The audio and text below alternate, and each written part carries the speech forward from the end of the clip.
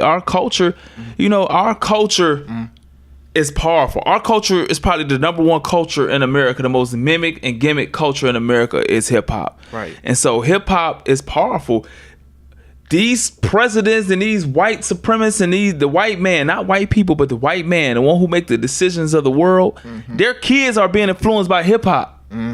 Hip hop culture has broke down a lot of racial barriers that was wanted to keep. Right. But now their kids has been raised on rap music and a part of our culture, and they not thinking like their fathers. I grew up on that corner. I grew up on that corner. I grew up on that corner. Ladies and gentlemen, boys and girls, welcome back to Lavish Journey Podcast. It's your host, King Lavish, and here today we coming live from Toledo, Ohio. I got my boy Prophet over here. What's good with you? Good to be here. Man. So I'm going to let him pretty much explain to y'all everything he does. Well, before anything, I'm a rap artist, and I'm not interested in like record deals or anything like that. I'm a business owner. We have our own independent company, One Us Entertainment, and we not like fame junkies that would do anything for fame or shock factor or shock value.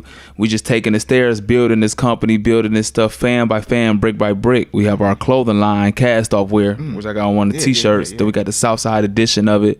And so that's what we focus on. We focus on giving back to the community, rebuilding our community, building it up. And so that's what we is right now. But if you ask me who Prophet is before you could say anything, I would say I'm a believer in God before I'm anything. Real. And then after that, I am a father. After that, I'm a man.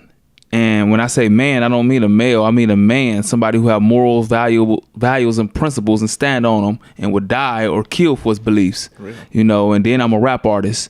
And as a rap artist, I'm still a man where I have morals, principles, where I'm not going to sell out and sell my soul or pimp myself out and say some stuff I don't believe, and so that's who Prophet is. And I'm a cast off. I am who I am, even when it's unpopular. My thoughts, hopes, and what I stand for is different in the crowd. And that's me in a nutshell. I respect that to another level, bro. So what's like this cast off mean? I am who I am, even when it's unpopular. When your thoughts, hopes, and what you stand for is different in the crowd, you a cast off. Yeah. And so my music, to understand or feel or relate to me for real, even as a musician or a person, you have to be a cast off, because them trend followers and just like, oh, that's cool, I'm gonna do that, and I sound like that. You're not gonna like my music. You're not gonna like me as a person. And so I don't do this for everybody. I represent a specific type of person. And so I do this for everybody. I make songs and try to reach it. Nah, man, I'm doing me. I'm speaking from my heart. And so like I represent a specific type of person, not no trend follower, that type of person. I like that, man. Stay original, man. Yeah. That's true. That's true. So I see your music, like you telling like a lot of like life stories and situations you've been through, man. Yeah. So what inspired you to music, man? What inspired me to music, just listening to great rap artists. Like first thing I ever heard was Run DMC, and then I was really inspired by Ice Cube, Scarface, and Tupac, and then the guy from my neighborhood named Endo. Like those guys were like some of the greatest rappers, and I feel like I'm a real expressive and a passionate person. And so I feel that's the best way I could get my message across. Like it's through music. Music is my therapy. I can say exactly what I feel, how I feel, what's on my mind, in my heart, in my soul. I can say exactly what I want with no interruptions. And that's why I love making music. And and to have people relate to it and feel it and like, man, you really touched my life. That's the greatest feeling in the world. And that's why I love music, and that's what keep me doing it. Right. It inspires people too, man. Music is deep, I listen to music hella shit. I just started listening honestly to the lyrics and music about 3 years ago. Yeah. And what I mean by that, before that I used to listen like to Gucci Man and everything. Nothing against them, but I just listen to the the beat. The beat. Yeah. Then I got older, as I started going through situations. I'm more into the lyrics now, man. I like to hear a story. I relate to a lot of it actually. So yeah, and it's crazy that you say that, because it's two types of listeners. Some listeners who it's like, oh, it sound cool, right? Oh, it's flow, and really don't really get in their soul. They just listen to the beat, you know what I'm saying, just vibe with it, you know what I'm saying. And then you got those people who really listen to the words and hang over like, that's real, that's touched me. I mess with him. And that's the type of audience, that's the type of people I got. Yeah. You know what I'm saying? The people who like me, they really listen, you know what I'm saying, and feel and relate. And the people who just like, sound good, that's not my audience. Yeah, I feel it. You know what I'm saying? You're going for the listeners who actually feel the music. I'm not even going for nobody. Like I'm not even targeting. I'm just going. And then those people who just just gravitate to Hell me. yeah. You know what I'm saying? That's real. Yeah. I like that, man. So what was your first track you made, man? My first track I ever made was this song with me and my homeboy Freaky Fred. We had this song called "Looking at the World from My Eyes," you know, and it was a powerful song. It never really left our block. Then my second song I ever made was this song called "My Block," and it just took off. And I was like the biggest thing in the city of Toledo. All the clubs were playing it and everything. And so that was the song that if you ask anybody in Toledo, they're gonna say "My Block" was my first song. I got the video for it and everything. Did you just post like a clip of that the other day? I think I saw that somewhere, man. Yeah, like a white shirt on it. Was that My Block? Yeah. Okay. Yeah. That's the first track. That was my first. I mean, that was my second song I recorded, but that was the first song to take off. Really? Yeah. Man. Yeah. That was good. Yeah, man. And so, you know, it was so real life because that whole year I just sat on Belmont Avenue with my camcorder and we recorded everything happened. We recorded every fight, every fiend smoking crack, every time we get chased by the police, everything, all our friends, you know, and just record and put it in the video. Yeah. And that's how that video came, and it was just the rawest. You know, I love that video because I got so many homies on there who dead and doing life in prison. My nephew got killed in that. He's still a kid in that video. And it was just a real powerful video, and I didn't know the significance of what I was doing back then, but I was doing something special. Really didn't even know. Really, that's good, man. That's real good. So, like, what type of impact you plan on bringing to the city, man? You know, I get a lot of flack for not being super active in the whole city because I'm so focused on my neighborhood. Of course. You know, I brought the city park lead back. I help out with everything that goes on. Like anytime, any charity, I'm a part of it. I do block parties on Belmont. I do free concerts. My whole goal, I want to build a school in our community, and I want to have a class teaching on finances and mannerisms. That's smart. Like, you know, I think manners should be taught in school. Definitely. You know, like, because good manners will take you way further than a good grade point average. Always. You know, and so I want to, like, I really believe in building our own community, and I believe in, like, I love how Chinatown function. Like, they not going out begging for the white man and white man, do our lives matter to you, white man? And white man, please feed us and all this. No, man, they build their own schools, their own hospitals. They do all their own businesses and everything. And so I'm into owning our own community, giving our own people jobs. And so that's one thing I'm really focused on is ownership, empowering our own people, educating our own people, and protecting our own people in our own community. And right now, I can't focus on the whole city of Toledo right now. I could focus on my environment, my neighborhood, which is the South Side. And now when I get to South Side, how I want it to be, then I could focus on Toledo. And then after I focus on Toledo, and then I could focus on different cities in America. But right now, I got to focus on where I'm from and where I'm at. I'm not with that going give charity everywhere around the world, and my relatives are starving. And my people are starving. And so I got to focus out on home first. Salute to that, man. Yeah. You know, I never thought about it like that. That's true, though, man. Yeah. Always take care of, like, you know, your environment first. Yeah. You reach out to everybody else, because you can't. I mean, I'm not trying to say you can't, but it's gonna be hard just trying to reach out to the whole city for your own environment. And like to me, I say always save your household first. Like, why should I go out making sure all these women is right and my wife ain't even in her right mind? I don't let my wife know. I'm not married, but I'm just saying I gotta let my wife know that she's loved and she's beautiful and she's protected before I go out, hey, beautiful, to every girl and trying to heal and tell, like, make sure my wife good first. Make sure my kids are fed and clothed and educated on that, because I know a lot of guys right now who coaching kids and all that don't even coach their own kid, don't even go visit their own kid, but up here I'm helping the kids out. Go help your own kid first. True. You know what I'm saying? And so I really believe in that. That's my parents raised me, man. Take care of home first. Yeah, take care of home first. Take care of home first. Definitely. That was deep. For sure. Well, I got another question, man. So I know earlier we was talking about you know, the difference between rap and hip hop, man. Can you break that down again real quick? Yeah, hip hop is our culture. It's the culture of what's going on in the urban community. It's, you know, it's our culture. And it's the way we talk. It's the way we dress, the way we wear our hat, the way we interact, our whole culture. Rap is just the music of the hip hop culture. Right. Boxing, basketball, and football are the sports of hip hop culture. Graffiti is the art of the hip hop culture. our original dance was break dance. We had break was the original dance of the hip hop culture. But every little urban dance you see all the little black kids doing and all that, those are the dances of the hip hop culture. So rap is something being done. Hip hop is something being lived, a way of life. Hip hop is our culture. And I love our hip hop culture because we came out of nothing. Right. We've been trying to imitate American culture because our culture got stripped during slavery. Our language, our culture, our natural skin color, everything got stripped out of slavery. And hip hop was a culture that we created out of nothing. You know, and we created our own language, which is like broken, like slang, and you know, we created our own dress.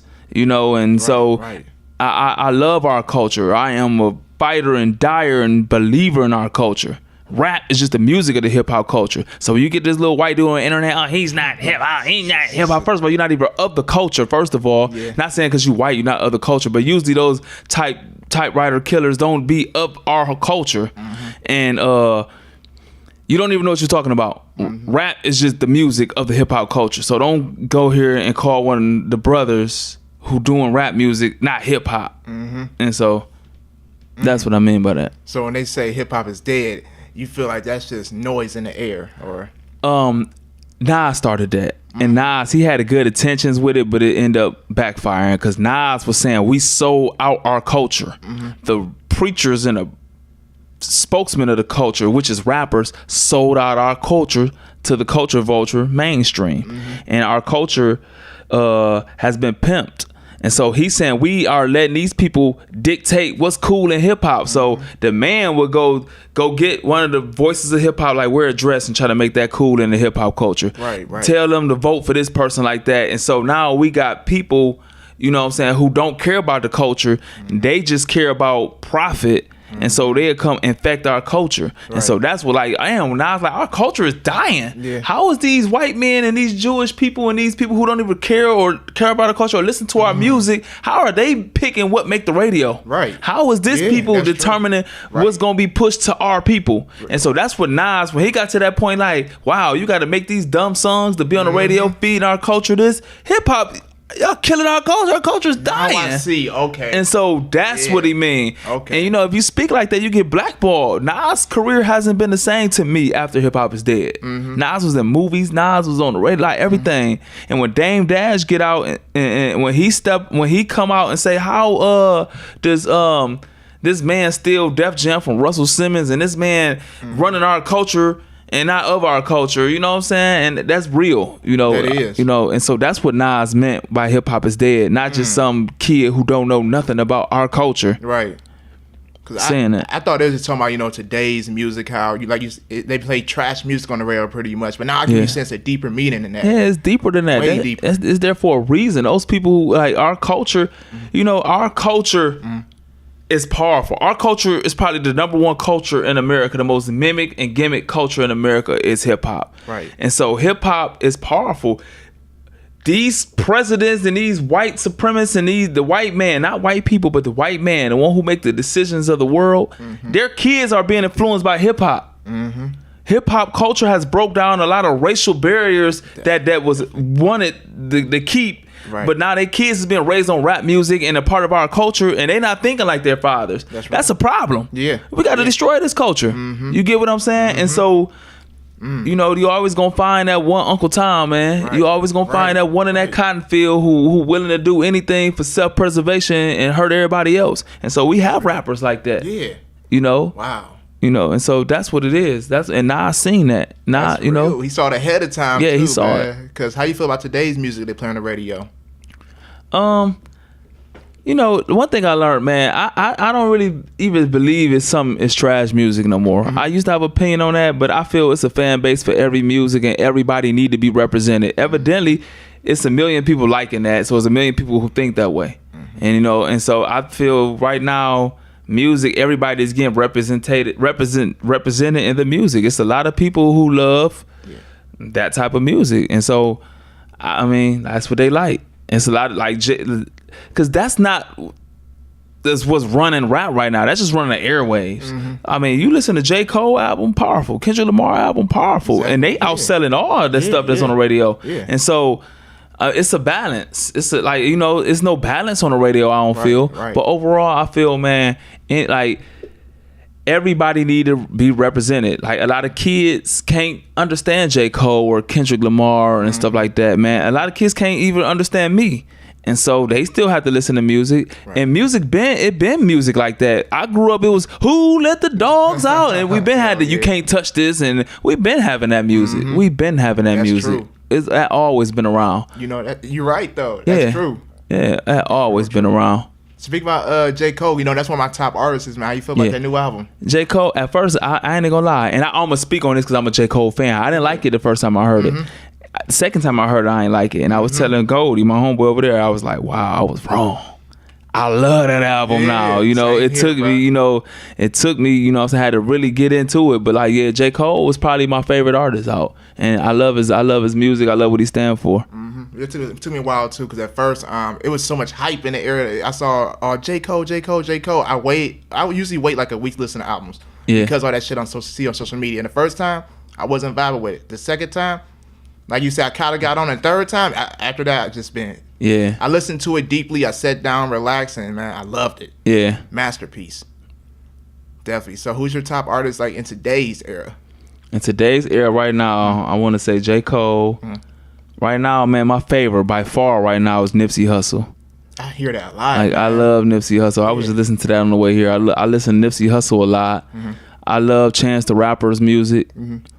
I like Machine Gun Kelly. I'm a fan of Meek Mills. I like Kevin Gates. I like G Herbo a lot. And then it's a lot of people in Toledo I love. Like I love Big T, Super J, YM. It's just a lot of new artists I like. I listen to a lot of music. Right. I respect that, man. So you said Nipsey Hussle like your top one, right? Yeah, that's number one for me. So why is that? Like so much about him? Because I hear it a lot. Yeah. See, before I ever heard Nipsey Hussle music, I heard his interviews, and he was speaking stuff that I relate to. Yeah. And he was authentic in being him. And then he broke down the format, like he in the ownership, like he owned his own music and his own everything.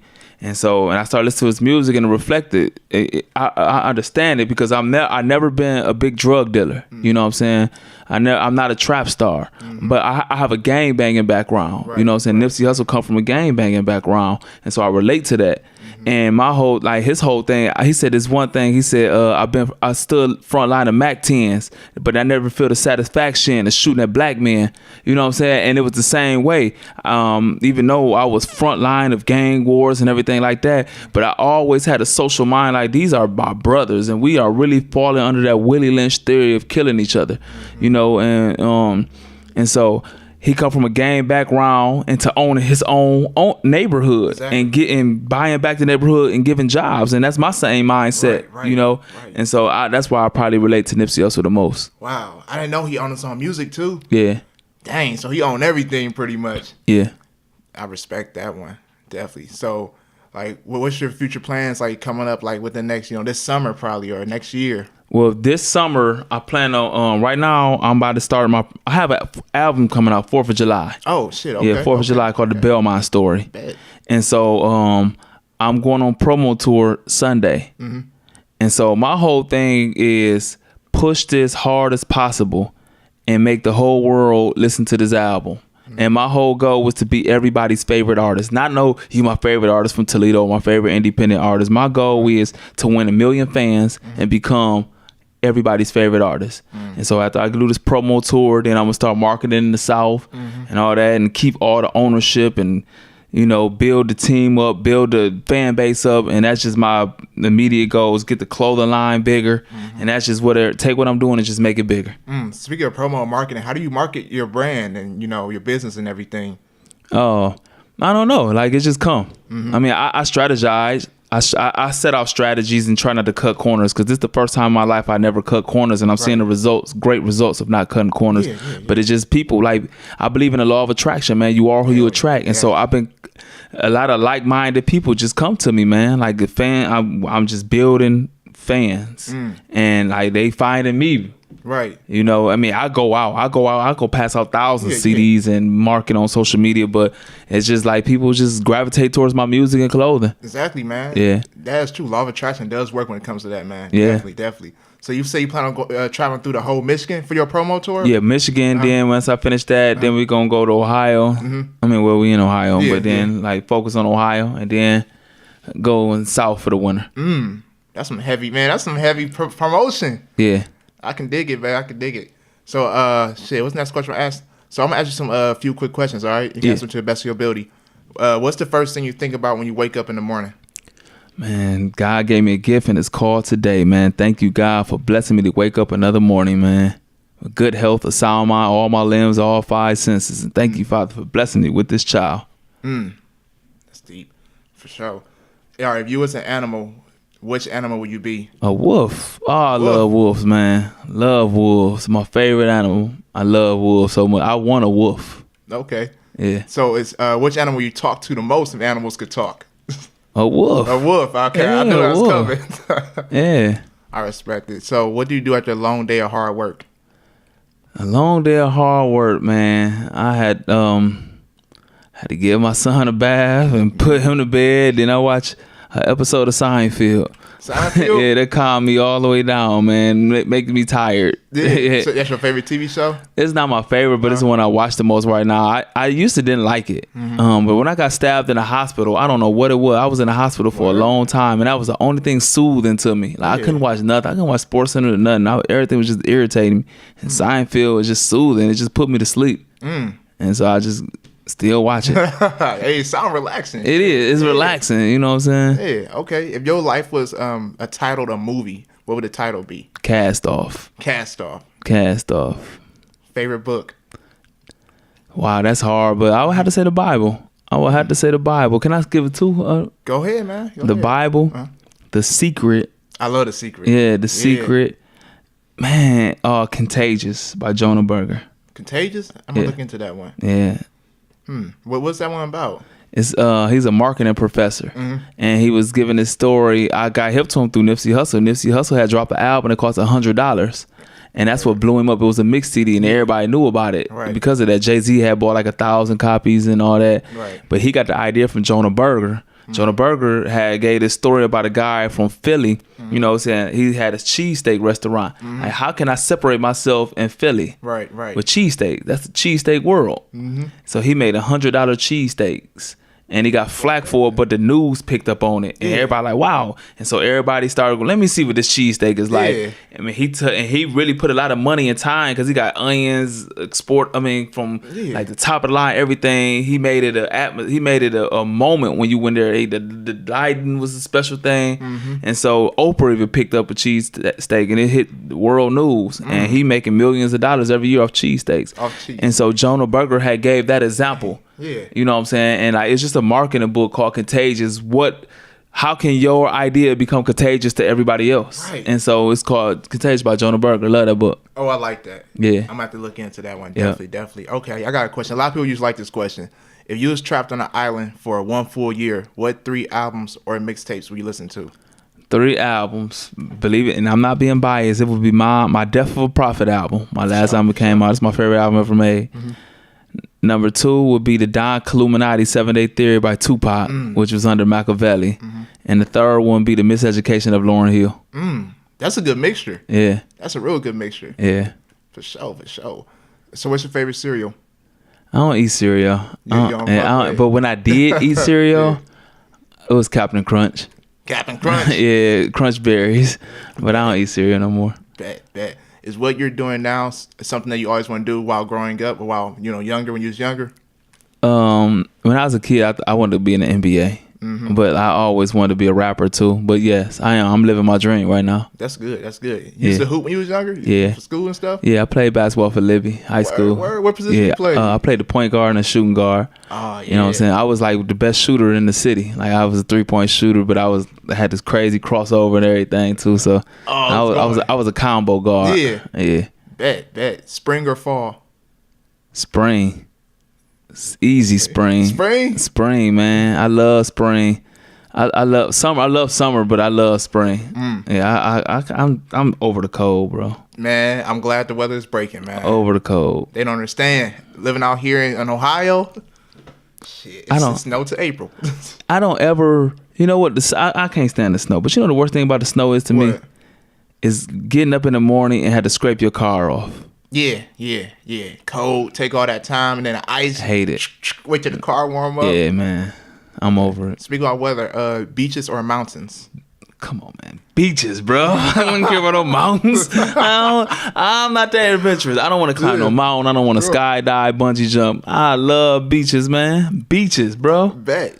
All right, favorite vacation? That I ever did or that I want to do? That you want to do?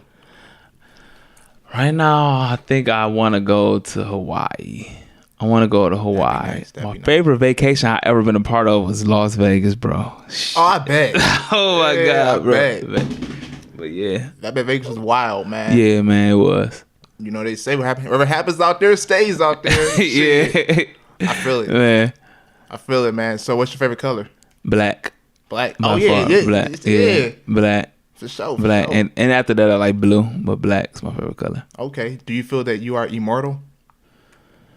Yes, I really do. Like, I mean, you can kill my flesh, but my spirit gonna live on. You know what I'm saying? I really believe it. I believe that when I die, when my flesh die, I won't die. My spirit will be in heaven, and my legacy will be in the world forever. I like that. And so, yes, I am immortal. I like that. What was your worst date? My worst date? Shit. Or the best one? Oh, my God. Man, I'm gonna give you both, man. All right, go ahead. My worst date, just when girls get in the car and just start name dropping. Oh, you know Kevin from the West? He had crib. I used to talk to him too. The blood dude from Mount Stickney. Oh, you know that's my cousin. Like, get out. That and the best date ever. Man, I done had some great dates, man. Like, I would say when I went to Vegas, man, that was a great date. Oh, you went on a date in Vegas? Nah. Let me be quiet, man. You know what I'm saying? Yeah, you know what I'm saying? Yeah, what happened to Hey. I don't even like skipping questions and all that. I would skip that question. Don't worry about it, man. Yeah. Bet. So Vegas is your favorite like place you traveled to so far? Yeah. Okay, where have you traveled to, man? I've been to. I lived in Atlanta before. Like, as far as vacations, Miami, South Beach, Vegas. I haven't really been east or west. Everywhere down south in the Midwest. I never been east or west. I've been to Canada, everywhere, but like I never been like at West Coast or East Coast. Everything from the Southeast and the Midwest I done been. How was living in Atlanta, man?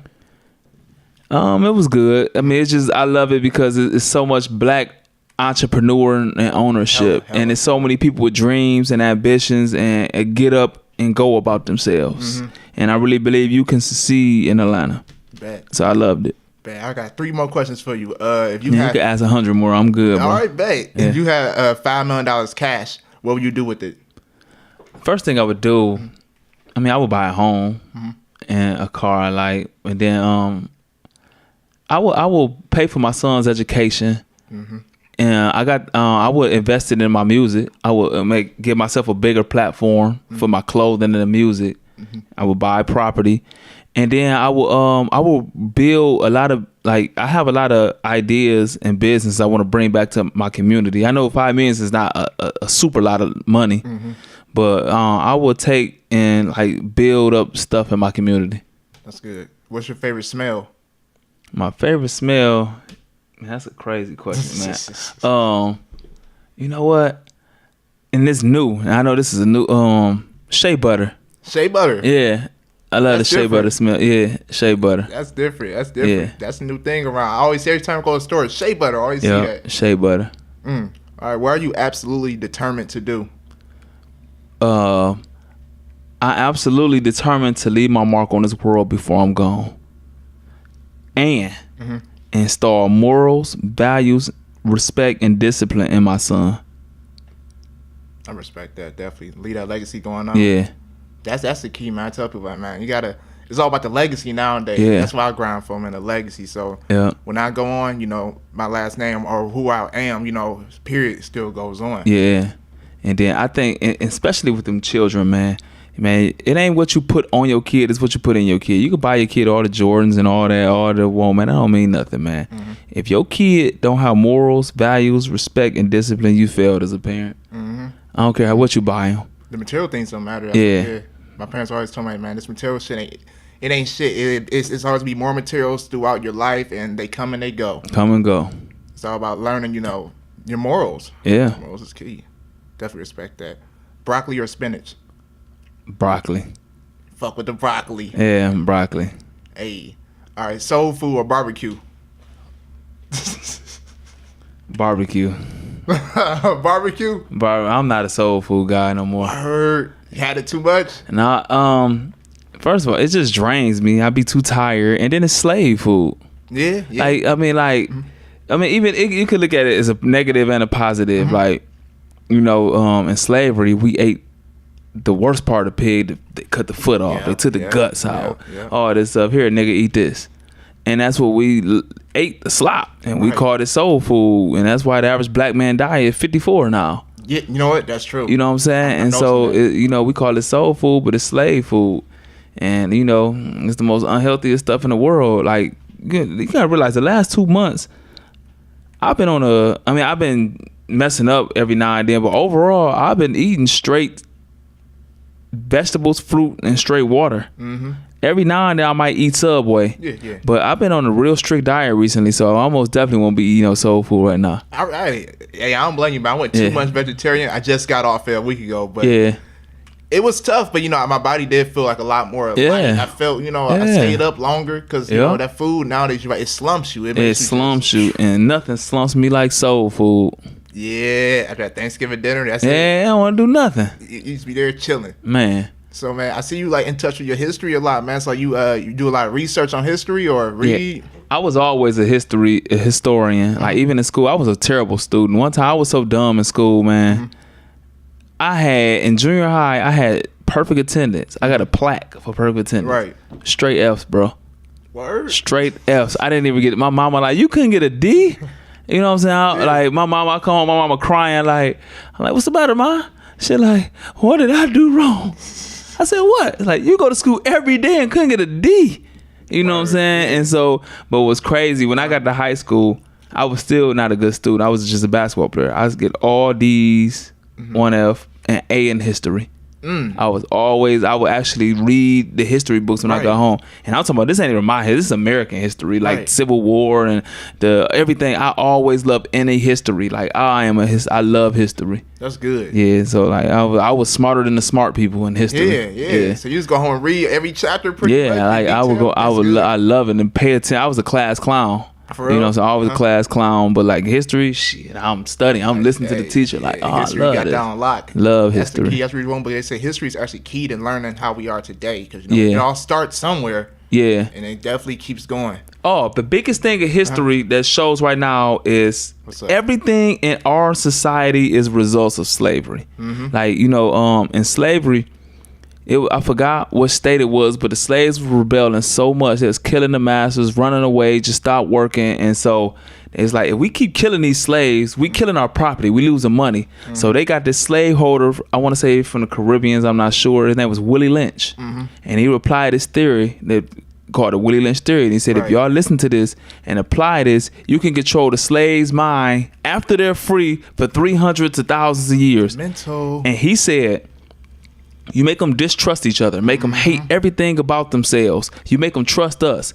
You got to make their differences bigger than what they really are. Make them hate their dark skin, make them hate their nappy hair, their big nose, their big lips. Turn the dark skinned slaves against the light skinned slaves. Turn the field slaves against the house slaves. Turn the men against the women against the men, the old slaves against the young slaves against the old slaves.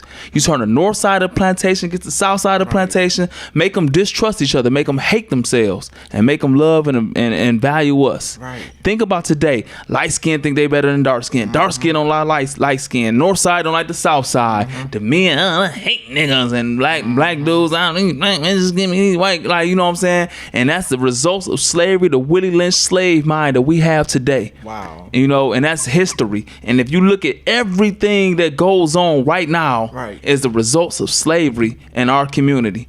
And I don't want to keep. It's the white man. It's the white man. No, it's time. That's why I love The Matrix. You ever watch The Matrix? Yeah. That movie is so deep because I put that. It's slavery to me. When Neo go freeing their minds for the Matrix, to me that's a black man freeing niggas of the slave mentality, because we came to America as Africans and left slavery as niggas. They created a whole nother race called niggas, what we see today. Because when I say nigga, I really mean nigga. I ain't talking about black people. Because you see black people on TV, you see Barack Obama, Oprah Winfrey, LeBron doing stuff for the community. Then you see niggas on TV and rap videos with tattoos on their face and drinking lean and first 48 in handcuffs. Right. So it's the difference between niggas and black people. And when we left slavery, we left as niggas. Damn, what you said, Willie Lynch? Willie Lynch. Man, Googling. I'm about to say that, yeah. Yeah. Definitely. Drop some crazy knowledge right there, huh, with the Willie. Bad, man. Speaking about that, man. So I'm pretty sure you heard what Kanye West said. I'm ask everybody's opinion about this. How you feel about what he said? Kanye West. Jay-Z should make a song. You ever heard that song? I'm not black, I'm OJ. Yeah. I'm not black, I'm Kanye. Okay. Got you. I really believe a lot of that is for promotion. Believe it or not, I really believe it's promotion. But it is what it is, man. I never like. It is what it is, bro. That's how I feel. I feel like honestly, all of it's promotion for real. Yeah. I look at a lot of stuff from a business aspect, so I feel like you're doing that for promotion, publicity. People can look his way. And that's part of the stuff that's infecting the hip hop culture, where you would sell out and you would play with these people's minds for your own selfish gain. And that's what Nas meant by hip hop is dead, because he has a big voice in hip hop. Right. And you go glorifying a known racist in our culture. Let's make America great again. When was America great for black people?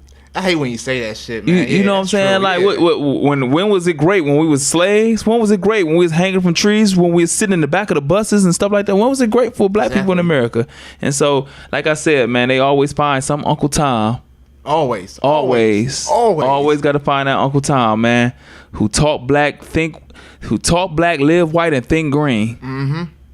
And it's like, we got the right one now. Got the right one. Like Ray Charles said, you got the right one, baby. Like the old Pepsi commercial when I was growing up. They got the right one. That's real, man. So you feel about that child? You see that Childish Gambino video? This is America? I like it. I like it too, man. Yeah. As soon as I watched it, I noticed the background more. I know it's him at first. I was like, look all this shit going on in the background. People like, what you mean? Y'all don't see that? Yeah. Definitely. I feel like that was work of art, for real. Yeah. So it motivated me to make, to give more effort on my videos. You know what I'm saying? Because sometimes I take shortcuts on videos. I have a good idea and a good thought, but then it don't fit in my budget to actually do what I do. And so I let a half-ass video director give me a half-ass video. And so now I just I'm not on no more half-ass videos. Right. And Childish Gambino was responsible for my thought process with that. Okay, so you do your videos, like, it's like you pretty much, you direct or like you think of the plan of it? I used to. My older videos I did because I used to do them myself. But since, I just tell them, because my last video has been kind of easy because they've been so hood orientated, but just on the block, talking about the block. So we just shoot on the block. Right. But like I'm not pleased with a lot of my videos. Okay. Really not.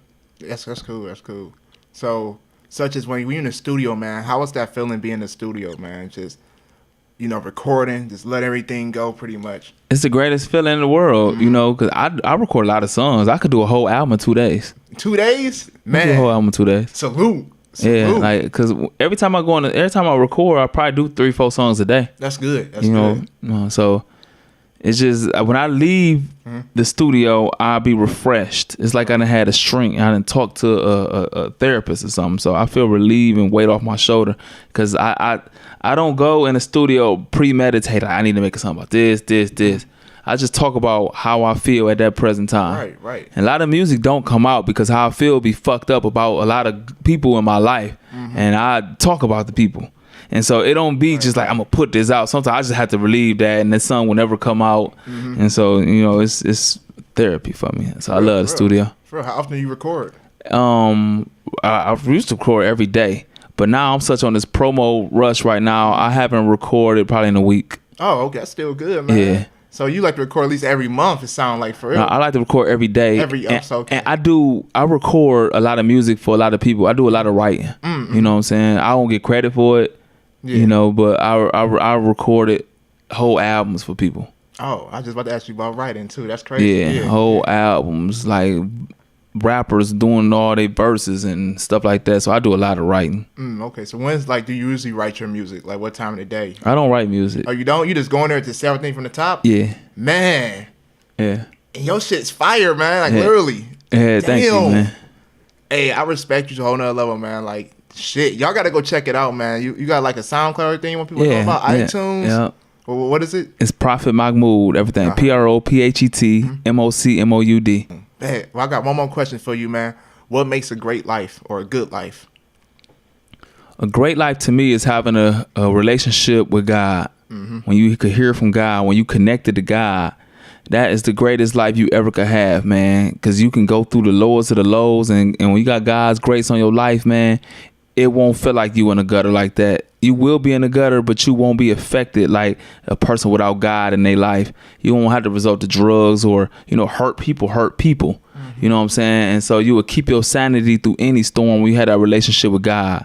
And, after you had that relationship with God, you could pour into other people's lives, not even speaking about your relationship with God to other people, but when you could uplift and everybody's life around you, you could uplift and invest in their lives, and you could be a great father and install morals and values in your kid, and you don't live financially stressed and worried. That's the great life, man. Having God in your life, impacting other people's lives, and being a great parent, man. That's life to me.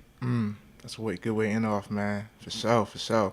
Well, you got anything people to know, man? Any websites you have, social media accounts? Yeah, everything is Prophet Mocmoud, Prophet Mocmoud. And I hope that y'all watching this. I hope y'all really follow me on all my stuff, and not because I'm trying to market or sell y'all nothing, man. Just because I am here to be a blessing, man. I am blessed to be a blessing, and I'm here to inspire and motivate. And so if y'all follow my social media, I hope y'all be inspired and motivated, because I'm not listen to this, buy this, look at this. I really, I really think I add value to people's lives if you follow my social media. Y'all heard him, man. Y'all heard him. Well, y'all heard him up. I like to thank you for coming through, man. Man, thank you for having me, bro. Man, I appreciate it. And this the greatest interview I done did, for real. Like, awesome. I'm dead serious. That, bro. Awesome. I definitely learned a lot as you was telling me a lot of shit. So I'm inspired from what you said, man. I appreciate that, man. Yeah, it wasn't just the same old. Yeah, it cut deeper. What I'm saying? Yeah. For sure. Shout out to Prophet for coming through, man. Much appreciated once again, man. Well, ladies and gentlemen, boys and girls, thank you for watching or listening to Lavish Journey Podcast. We out of here. I can post a picture real quick, bro? Yeah. All right, bet. I'm just going to screenshot it from the camera. Okay. All right. Up on that corner. I grew up on that corner. I grew up on that corner. I miss my brother Gates, he was a real G. Turned me on to the streets, he schooled me. Told me watch out for the fakes and all the foolery. Be a man and never ever let them hold me.